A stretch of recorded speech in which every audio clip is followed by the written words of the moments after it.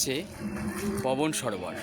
এই পবন সরোবর এর মাহাত্ম্য কি, কি তার ইতিহাস, আমাদের সঙ্গে আজকে এই পরিক্রমায় রয়েছে বিষ্ণু মহারাজ। উনি ডিটেলস এই সরোবর সম্পর্কে ডিটেলস দিয়ে দিচ্ছেন। আর এ দেখেছেন কত বড় এই সরোবর, সত্যি ইতিহাসকে ধরে রেখেছে। সঙ্গে থাকুন আর এই সরোবরের একটু ইতিহাসটাও, পিছন দিকটাও শুনে নিই বিষ্ণু মহারাজের কাছ থেকে। উনি রয়েছেন, ওনার সঙ্গে শুনে নিই। এখানে সবাই আসেন আর এই সরোবরের জল মাথায় নেন।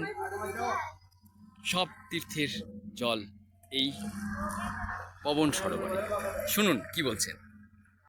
একজন পুরানো বন্ধু ছিল। আচ্ছা, নন্দ বাবাকে বলছেন, হে নন্দরাজ, তোমার তো দুটি পুত্র সন্তান হয়েছে, কিন্তু তোমার নাম জগৎ বিখ্যাত। আমি তো তোমার দোষ একটা বন্ধু, কিন্তু আমার নাম কেউ শুনে না, আমার কথা কেউ করে না। এটা সরোবরটা একটু তুলে নিয়ে আসতে হবে। তাহলে তুমি এক কাজ করো, আমার এই নন্দগ্রামের পাশে একটি সরোবর বানিয়ে দাও। তা অদূরেই আছে সরোবর। সেই সরোবর যখন বানিয়ে দিলেন, বানিয়ে দেওয়ার পরে বলছে, নন্দ, আমি তো সরোবর বানিয়ে দিস। তখন বলছে, ঠিক আছে, আমি কৃষ্ণ বলরামকে বলি।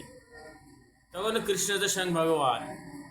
তখন তিনি যখন কৃষ্ণ বলরামকে বললেন, কানা বলরাম, আমার এক পরম বন্ধু ছিল, সে বলছে আমার নাম কেউ নেয় না, আমাকে কেউ বলে না, তা কী করা যায়? তাহলে ঠিক আছে, কোনো অসুবিধা নেই, তোমরা এসো, সমস্ত ব্রজবাসীকে বলো।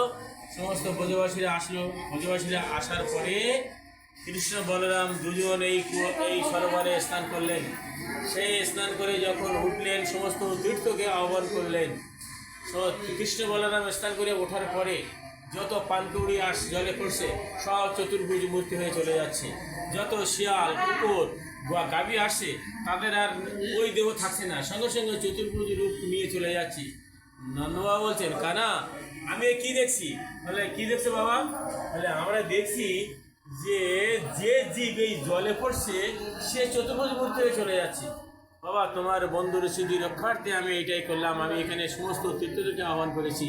যদি কোনো মানব এখানে জল নিয়ে স্নান করে এ জন্মে নয়, পূর্ব জন্মের পাপ থেকে মুক্ত হয়ে তার বৈকুণ্ঠ গতি হয়। বলে, পাবন সরোবর কি, বৃন্দাবন বিহারী লাল কি, বোঝে শ্রী রাধা রানী।